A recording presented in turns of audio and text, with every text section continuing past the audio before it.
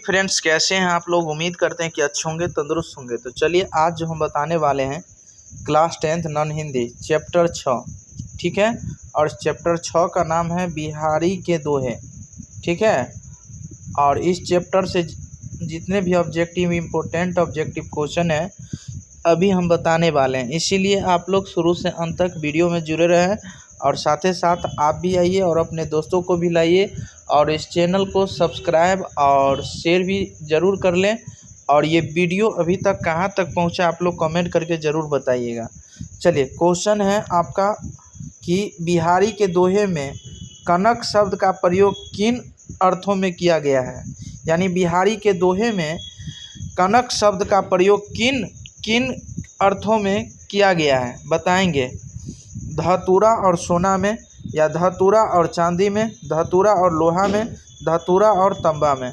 बताइए, एक का किस ऑप्शन के पास आप लोग जाना चाहते हैं बताइए। इसका बिल्कुल सही हो जाएगा, धतूरा और सोना में ही इसका अर्थ किया गया है प्रयोग, ठीक है।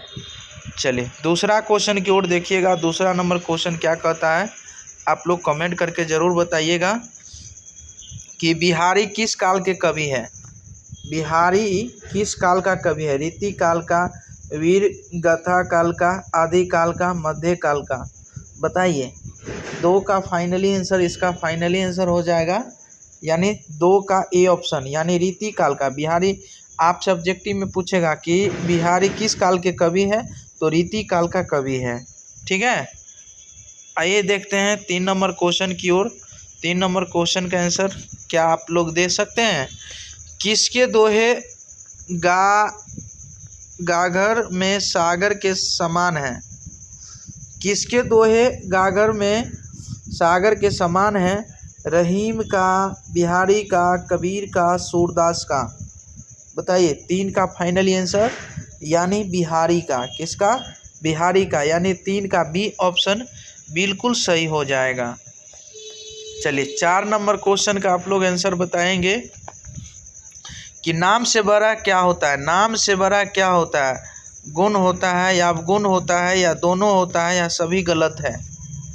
बताइए, 4 का फाइनली आंसर नाम से बड़ा क्या होता है। तो नाम से बड़ा जो है गुण को रखा गया है। किसका?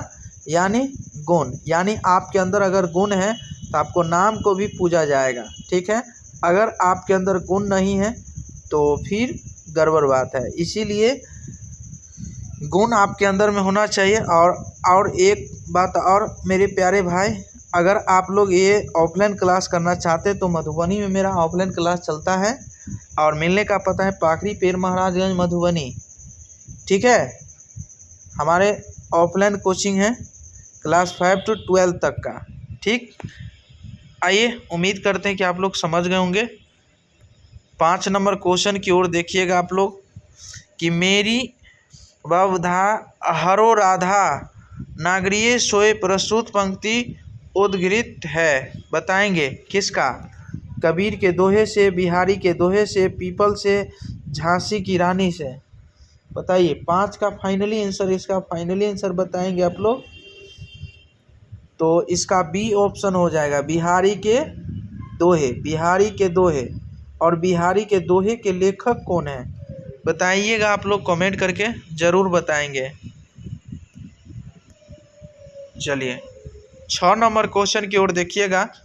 नर की अरु नल नीर की गति एक जैसी क्यों है। क्वेश्चन है कि नर की अरु नल नीर की गति एक जैसी क्यों है। चलिए इसका आंसर आप लोग बताइएगा 6 का। तो 6 का बिल्कुल सही हो जाएगा, यानी सी ऑप्शन, यानी दोनों ही नीचे से होकर ऊपर उठते हैं। दोनों क्या होते हैं। दोनों ही नीचे से होकर ऊपर की ओर उठते हैं। चलिए 7 नंबर क्वेश्चन की आंसर दे दीजिएगा आप लोग। 7 नंबर क्वेश्चन क्या कहता है। ब्राह्मण है, बताएं क्या है। ढोंग है, सद्गुण है, व्यर्थ है, या दुर्गुण है। बताइए, इसका फाइनली आंसर हो जाएगा आपको यानी 7 का बी ऑप्शन, यानी सद्गुण है। 8 नंबर क्वेश्चन है कि सच्चा व्यक्ति कौन है? जिसके मन में खोट होता है, जो स्वार्थी होता है, झूठा होता है, जिसका हृदय पवित्र हो। यानी सच्चा व्यक्ति कौन होता है? बताइए, सच्चा व्यक्ति कौन होता है मेरे भाई? बताइएगा। 8 का बिल्कुल सही हो जाएगा। यानी ये जिसके मन में खोट हो ये तो गलत बात है, और जो स्वार्थी हो ये भी गलत है, झूठा ये भी गलत है, लेकिन बचा कौन? यानी 8 का डी ऑप्शन, यानी जिसका हृदय पवित्र हो वही अच्छा व्यक्ति माना जाता है, यानी सच्चा व्यक्ति माना जाता है, जिसका हृदय क्या हो? पवित्र हो। तो आप लोग समझ गए होंगे, 8 का डी ऑप्शन बिल्कुल सही हो जाएगा। 9 नंबर क्वेश्चन की ओर देखिएगा। 9 नंबर क्वेश्चन का आंसर आप लोग बताइएगा। मनुष्य के पालन से श्रेष्ठ बनता है, यानी मनुष्य के पालन से श्रेष्ठ बनता है नम्रता से, उदारता से, विवेकहीन से, इनमें से सभी। बताइए किस से बनता है?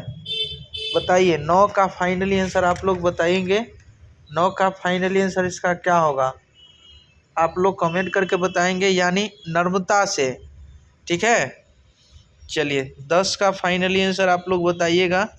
10 नंबर क्वेश्चन क्या कहना चाहता है कि बिहारी के अनुसार रामू भगवान कैसे प्रसन्न होते हैं? सच्चाई से, बुराई से, दिखावा से, ब्राह्मण से। बताएंगे इसका फाइनली आंसर। 10 का फाइनली आंसर आप लोग बताइएगा, किस से प्रसन्न होते हैं?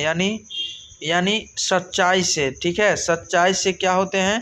प्रसन्न होते हैं। आइए 11 नंबर क्वेश्चन की ओर देखिएगा। 11 नंबर क्वेश्चन क्या कहता है? आप लोग बने रहिएगा हमारे साथ, कंटिन्यू। तो बिहारी ने राधा नगरी किसे कहा जाता है? यानी बिहारी ने राधा नागरी किसे कहा जाता है? श्री राम को, श्री कृष्ण को, मीरा को, राधा को। बताइए इसका फाइनली आंसर।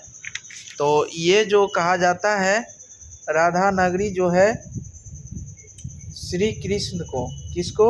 श्री कृष्ण भगवान को राधा नागरी कहा जाता है। तो उम्मीद करते हैं कि आप लोग बहुत अच्छा तरीक़ा से समझ गए होंगे। तो चलिए, ऐसा वीडियो पाने के लिए हमारे साथ कंटिन्यू जुड़े रहें, और साथ ही साथ आप लोग ये वीडियो कहाँ तक पहुँचा है आप लोग कमेंट करके ज़रूर बताइएगा, और साथ ही साथ लाइक, सब्सक्राइब, वीडियो को शेयर भी ज़रूर कर दीजिएगा। ठीक है, अगर इच्छुक है, अगर ऑफलाइन क्लास करना चाहते हैं तो मधुबनी में मेरा ऑफलाइन क्लास चलता है, आप ज़रूर आ सकते हैं। ठीक है, तो चलिए आज के लिए इतना है, तब तक के लिए बने रहें।